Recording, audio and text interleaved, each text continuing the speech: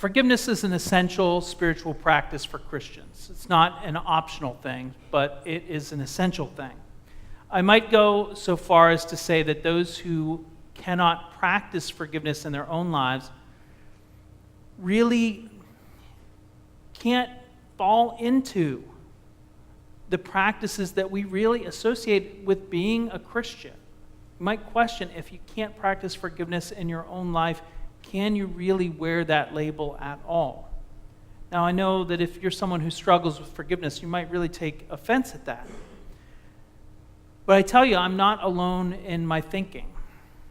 Last October, I found, as I was trying to see whether others were making the same argument, I discovered that Pope Francis had preached a very similar sermon at the Vatican last year.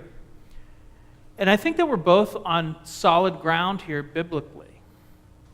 In the passage we read today, we see that it's impossible for us to approach God when there's something between us and our neighbor.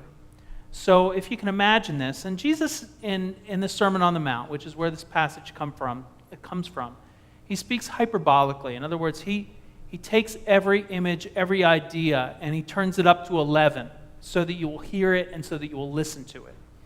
And in this particular passage, what he's saying is, and remember, he's speaking in Galilee.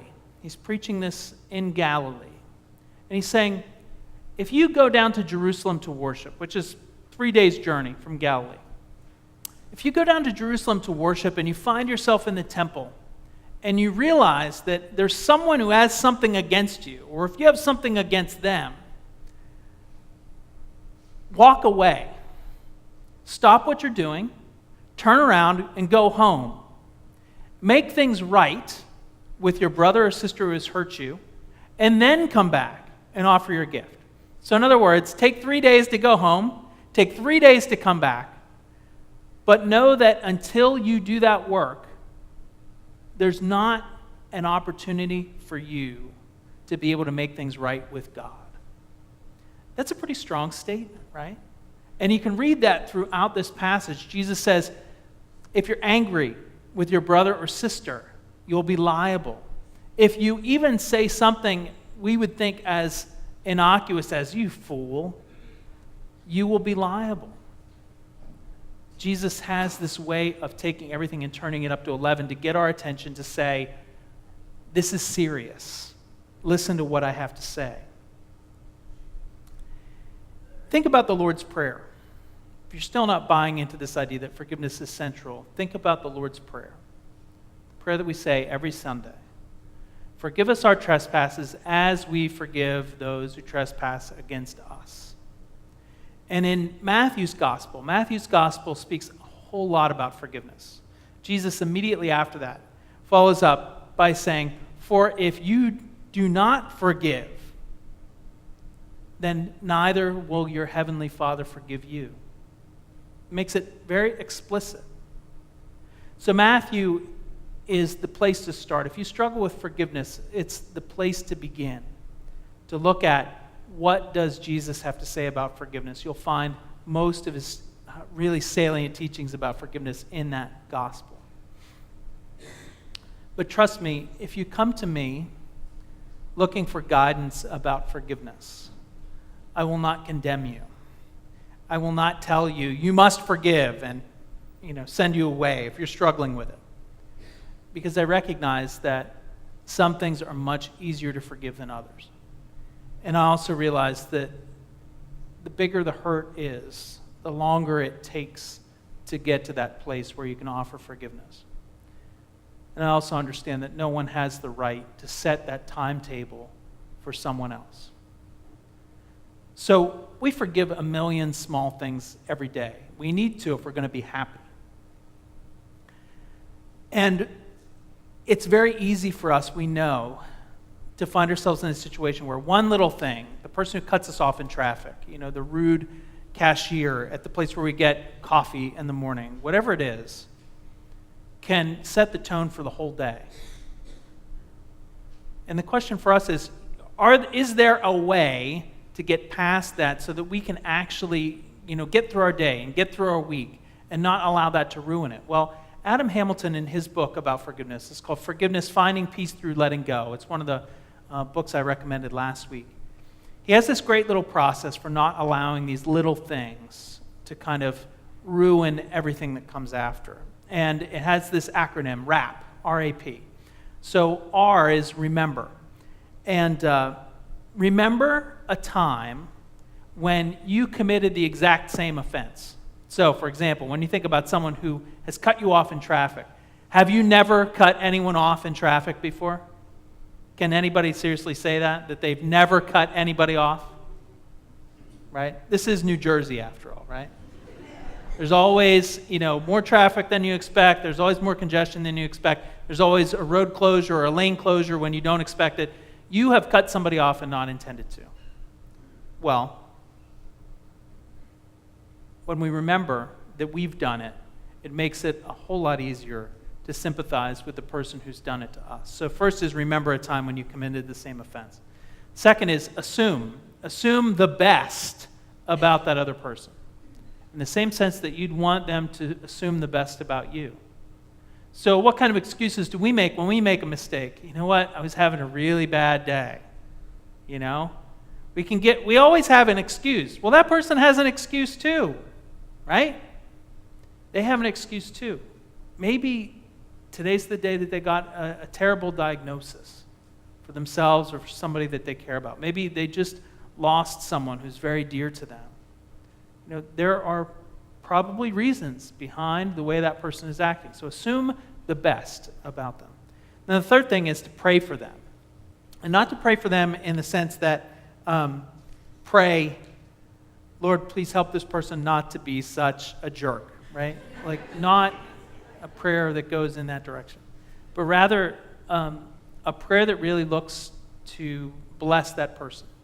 And not just to ask God to bless that person, in other words, to bless that person without involving you, but Lord, bless this person and show me how I might be part of that blessing. And maybe you'll find that what God is calling you to do is actually to take an action, a step, to be part of that blessing that might turn things around for that person, might turn their day around, might make things better. So, R-A-P. Remember, assume, pray.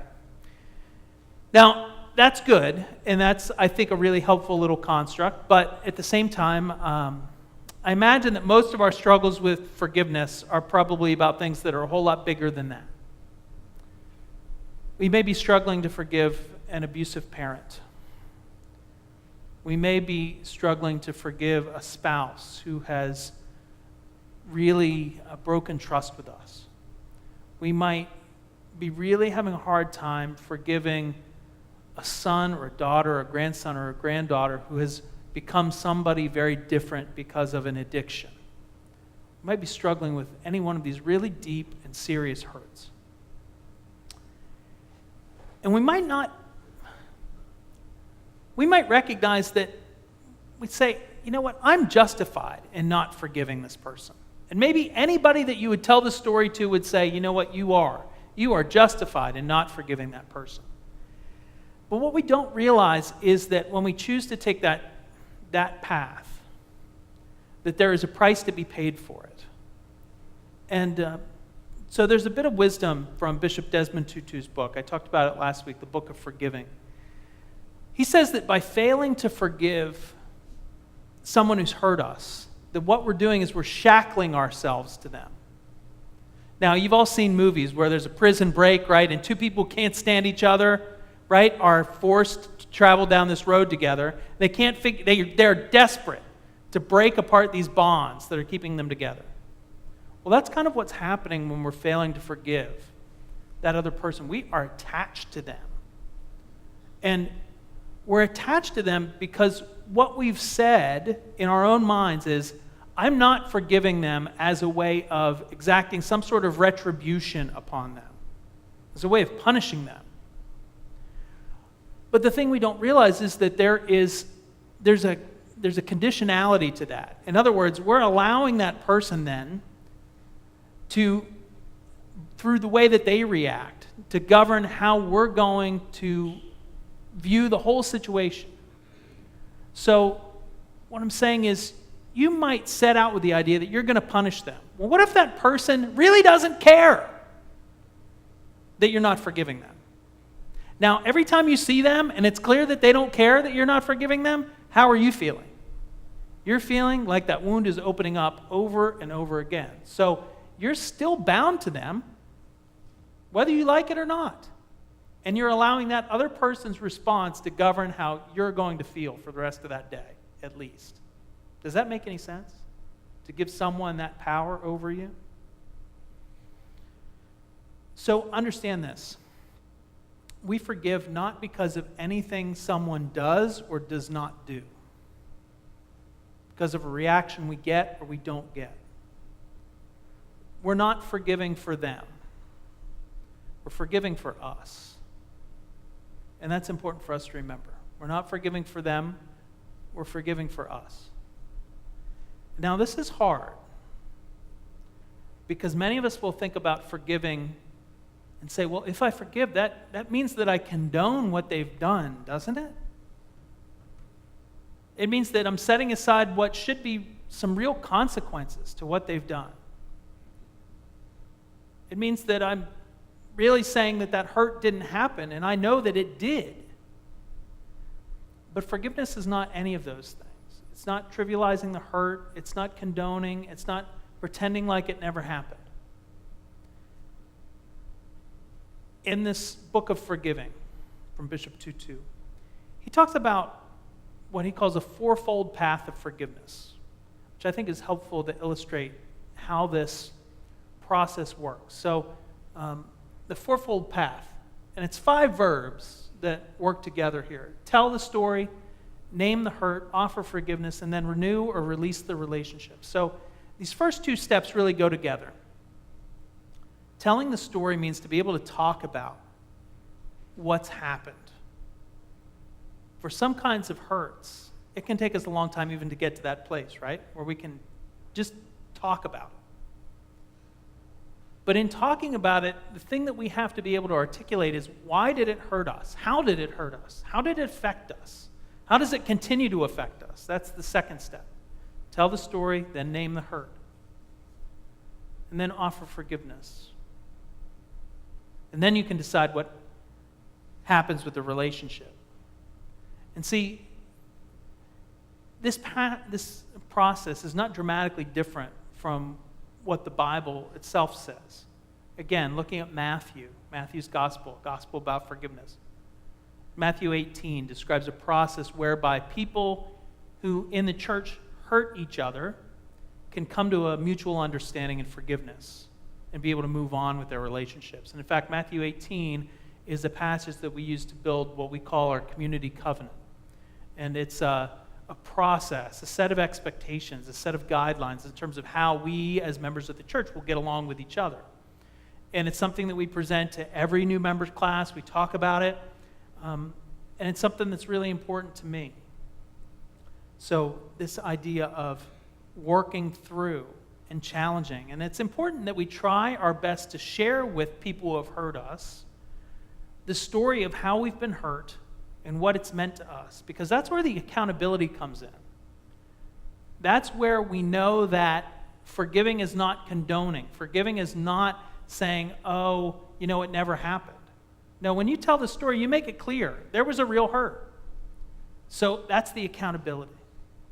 Now, maybe one of the problems is, and I apologize to Paul because I didn't know what your children's sermon was going to be about.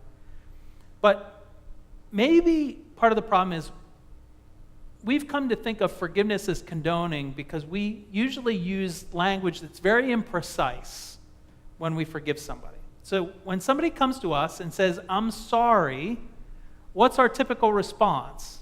Paul used it before. It's okay. Right? It's okay.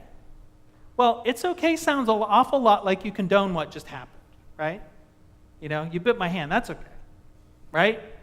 It's not okay. That hurt. Morgan, that hurt, right? Sorry, Morgan. Is she upstairs? I don't know. It's not okay.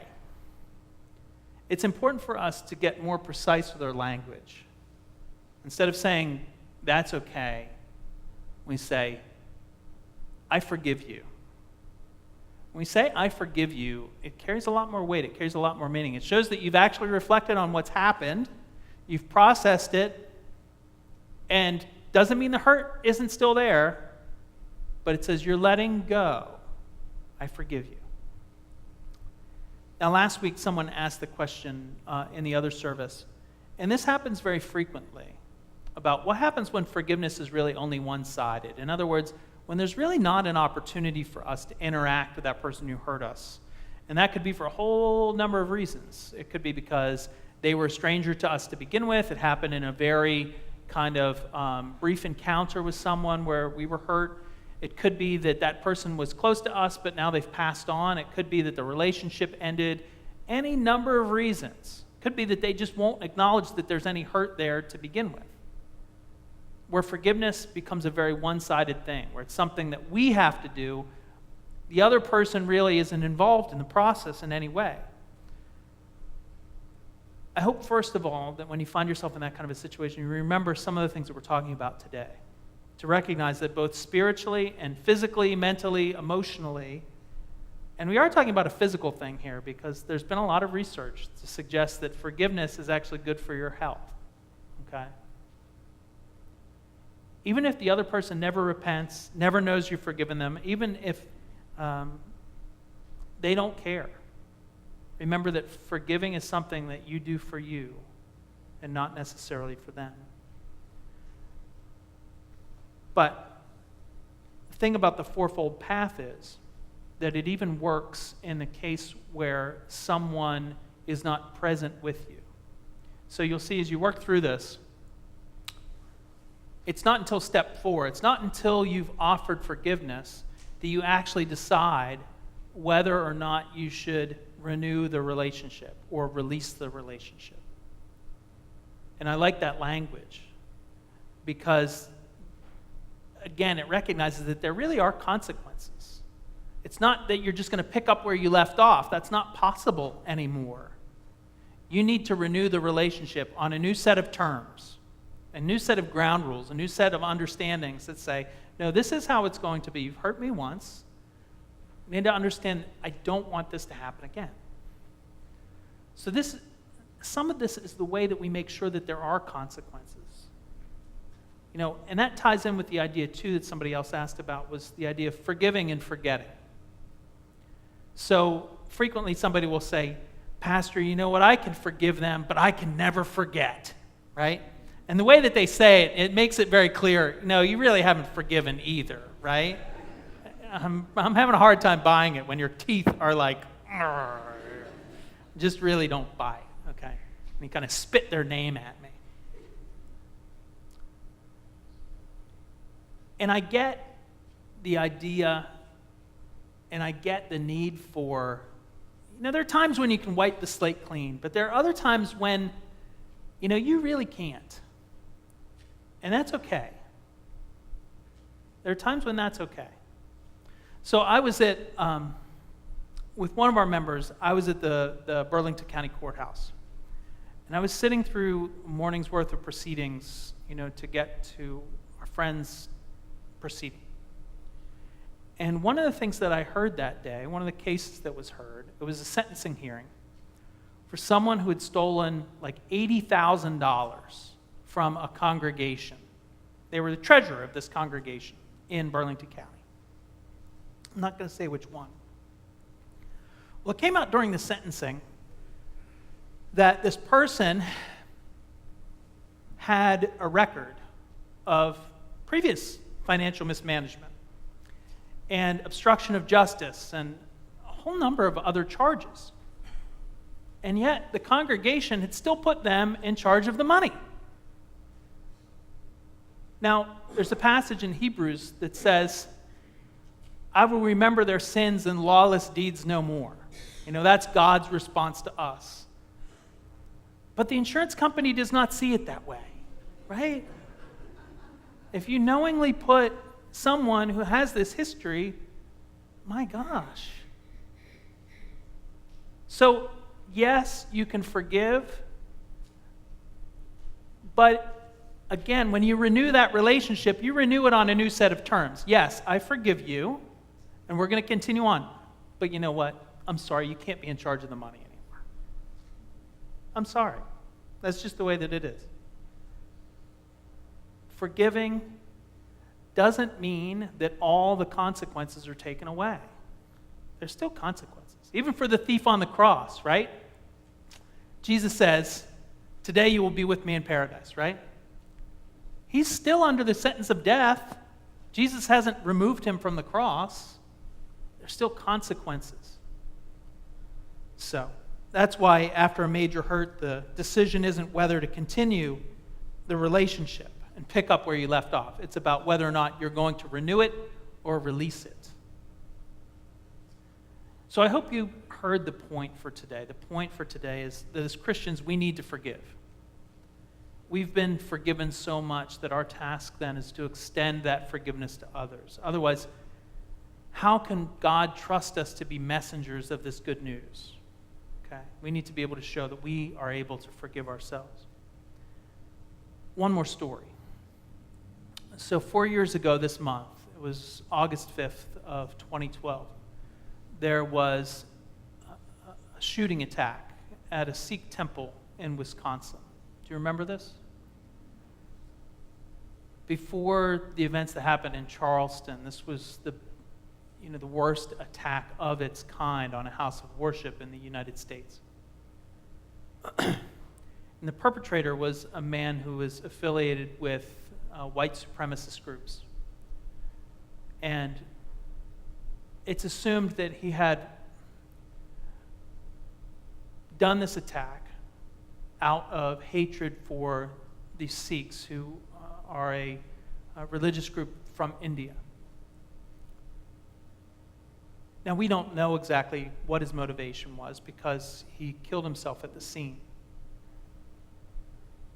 One of those who was killed was the founder of the temple, a man named Satwant Singh Kaleka. And his son, who was also a member of the temple and who was on his way to worship, actually bringing his daughter to Sunday school. Yes, Sikhs have Sunday school as well. He was on his way to the temple when his daughter realized that she had forgotten something. So he turned around, went home, picked it up, and came back. So he was a little late in arriving. By the time that he was getting there, the police had already blocked the entryway so that he could not approach. And so the congregation gathered at a parking lot right across the street. And for hours they waited for news for who was affected by this attack. And this young man learned that his father had been killed, and it was about 12 hours later that he learned this. And so he tried to figure out a way to get to a place of forgiving. And there's a saying within Sikhism, this idea of eternal optimism. So he knew that he needed to find that path to forgiveness, but he wasn't sure how to do it. He had a colleague who had formerly been part of one of these white supremacist groups. And he reached out to this colleague and said, I really want to understand this. That was the hardest thing. I don't understand this hatred. And so from this conversation grew a friendship and then a partnership that eventually led to the founding of a nonprofit that's dedicated to bringing together kids of all ethnicities, all nationalities, from the suburbs, from the city, bringing them together to work on service projects together, to be peacemakers in their communities. Remember what I said last week. Again, this quote from Bishop Tutu. Forgiveness is nothing less than the way that we heal the world. Nothing less than that.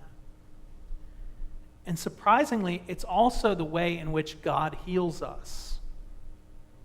Us. Now, I know that that's a painful thing to hear when Jesus says you must forgive when you're hurting. I know that it's a painful thing, a hard thing for us to hear. But the command to forgive, it is not supposed to be a burden. It's supposed to be a prescription for life. It's It's supposed to be a prescription for health.